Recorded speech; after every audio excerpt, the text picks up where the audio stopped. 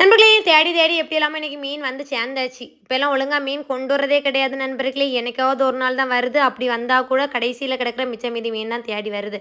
அப்படியே இன்னைக்கு கொண்டு வந்தது கொஞ்சமாக நெத்தலி, அப்புறமா சாலை, சப்புன சாலை என்கின்ற பனஞ்சாலை. இதை இனி கழுவி எடுத்து குழம்பு வச்சிடலாம். சாலை மீன் கழுவுறது எப்படின்னு சொல்லித்தர தேவையில்லை. சாதா சாலையை விட இந்த பனஞ்சாலைக்கு கொஞ்சம் செல்லு கூடுதலாக இருக்கும். அதை சுரண்டி எடுக்கணும், சைடாக கட் பண்ணணும். அப்படியே தலையை பூச்சி எடுக்கும்போது குடலோட சேர்ந்து வந்துடும். அதையும் பிடுங்கி எடுக்கணும், வாழை கட் பண்ணணும். அப்படியே ஒரு சாலை கழுவி முடிக்க 2வது சாலையை எடுக்கிறப்ப கண்ணில் மாட்டினா தான் ஒரு கொளிச்சாலை மீன். மீன் வெளியில் பார்க்க பளபளன்னு இருக்க போய் வெட்டி பார்த்தா முள்ளோட சேர்ந்து பிஞ்சு வந்துட்டு கொஞ்சம் அழுகுன மீன் போல இருக்குது. அதனால் பூனைக்கே போட்டேன். பூனையும் ஆகி ஜாலி, எனக்கு மீன் கிடச்சிருச்சுன்னு கிடைச்ச மீனை அலேக்கா தூக்கிட்டு போயிருச்சு.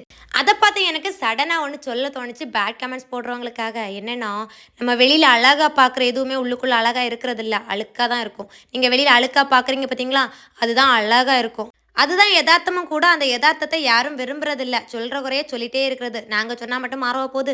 பேசி பேசி மீன் கழுவி முடிஞ்சு. பிடிச்சவங்க லைக் பண்ணுங்கள். சமைக்க போகிறேன். சரி.